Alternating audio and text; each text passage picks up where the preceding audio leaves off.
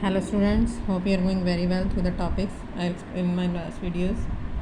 Today I explained you examples of exercise 1.1 unit real numbers.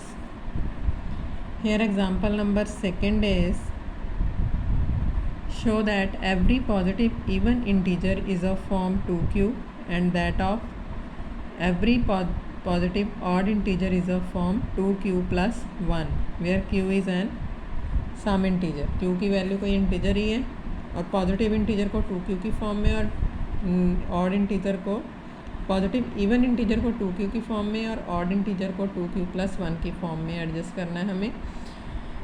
इस type का question almost 1 या 2 years के बाद रिपीट हो जाता है, so you have to be prepare for itself very well. हमें एडजस्ट क्या करना पड़ेगा, आर्बिट्रेरी एलिमेंट्स एडजस्ट करने हैं इंटीजर्स इसमें, तो उसके अकॉर्डिंग इसको सॉल्व किया जाएगा। Let A B a positive integer where A is equal to B Q plus are.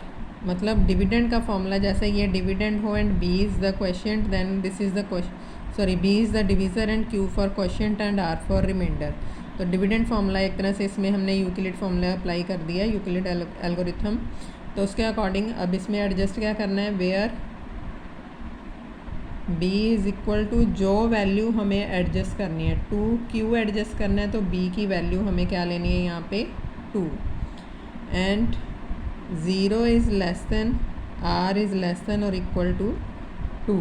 जो हमने b की वैल्यू एज्यूम की है उसी की वैल्यूज़ रिमाइंडर के अकॉर्डिंग एडजस्ट करेंगे। That means where r is equal to क्या हो सकती है, 0 हो सकती है, 1 हो सकती है, 2 हो सकती है। मतलब 0 to 2 हमने r की वैल्यूज़ एडजस्ट करनी है, because r is 0 is less than r is less than equal to 2, मतलब 2 से छोटी और 0 से बड़ी। ये हमें टर्म्स एडजस्ट करनी है। अब एडजस्ट करेंगे, if r is equal to 0 then a is equal to क्या हो जाएगा, b की वैल्यू हमने 2 ऑलरेडी ले रखी है 2q। If r is equal to 1 हो तो a की वैल्यू क्या हो जाएगी 2q प्लस r की वैल्यू है 1। If r is equal to 2 है तो a की वैल्यू क्या हो जाएगी 2q प्लस 2। ये हमने 3 terms according to it adjust की हैं। अब इसमें से जो 2q है it will be even. Even में 1 प्लस किया तो दिस इज़ ऑड, 2 प्लस किया तो दिस इज़ ऑल्सो इवन। तो it means any positive odd integer, पहले इवन ले लेंगे हम, positive even integer is of form 2q हो गया। 2q प्लस 2 भी शो कर सकते हैं, बट इन्होंने 2q ही एडजस्ट करने को बोला तो 2q ही शो कर दो only. Positive odd even integer is of form 2q and positive odd integer is of form 2q plus 1। यही हमने प्रूफ इसे क्वेश्चन में प्रूफ करने को बोला है हमें, where q is some integer. Now example number third is show that any positive odd integer is of form this one and this one where q is some integer। Same ही है वैसे question, जैसे second example थी वैसे ही third example करनी है, but मैं आपको एक्सप्लेन कर देती हूँ कि कैसे कैसे एडजस्ट करना है, तो आपको अच्छे से प्रैक्टिस हो जाएगी। That means we have to adjust here, let A B a positive integer. सबसे पहले स्टार्टिंग में तो यही लिखना है, where A is equal to क्या है BQ plus R and B is equal to क्या एज्यूम करना है, हमने एडजस्ट करना है 4q plus 1 and 4q plus 3। That means B की वैल्यू 4 पुट कर लेंगे and 0 is less than r is less than equal to जो B की वैल्यू थी 4, वेयर r की वैल्यूज़ क्या हो गई 0 to 4।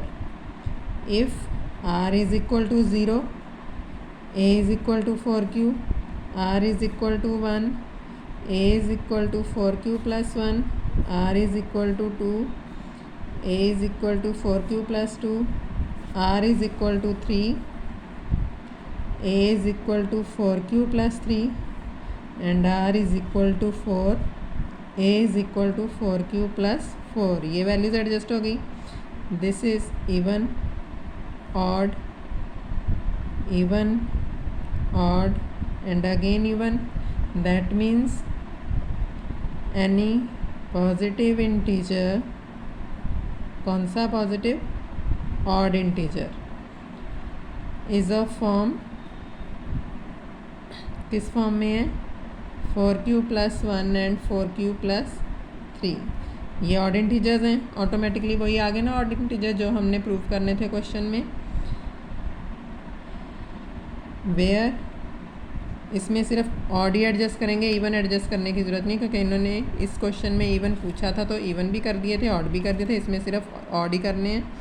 Q is some integer. बस यही चीज़ हमें इसमें प्रूव करनी थी.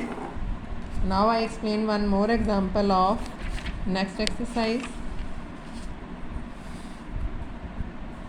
That is check whether the numbers 4 to power n consider the number 4 to power n. 4 to power n consider करेंगे where n is a natural number. Check whether there is any value of n for which 4 to power n ends with digit 0. हमें check करना है कि 4 to power n value जो है वो 0 से and हो सकती है, but it is not possible क्योंकि 4 के जो फैक्टर्स होते हैं दोज आर 2 and 2. बट जो टर्म 0 से एंड होएगी those factors have 2 and 5.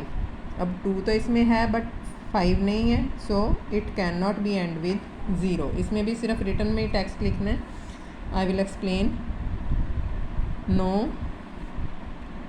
4 to power n can not ends with 0 because factors ending with 0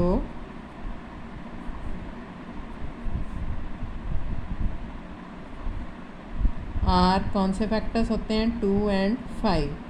but factors of 4 are 1 and 2, so it is not possible.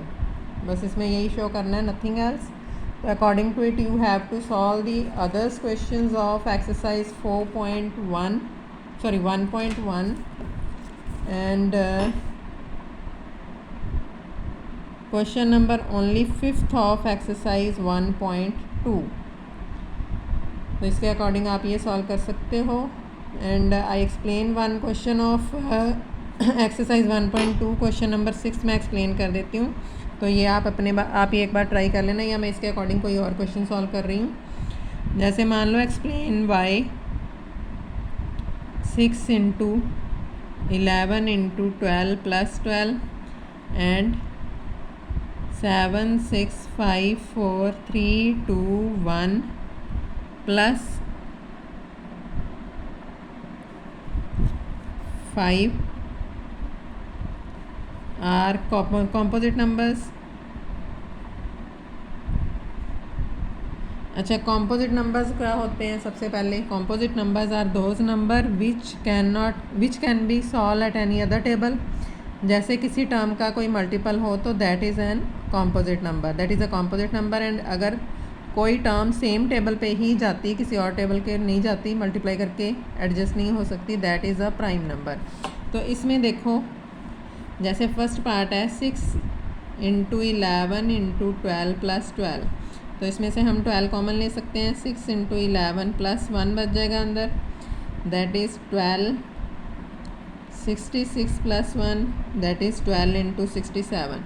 मतलब ये जो term है पूरी 12 into 67, मतलब के मल्टीपल ऑफ 12 एंड 67 है. So it is a composite number. मतलब अगर मान लो यहाँ पे कोई टर्म होती है आपकी 7 into 3 into 5 plus 9, 9 ना होता, मान लो यहाँ पे होता 8।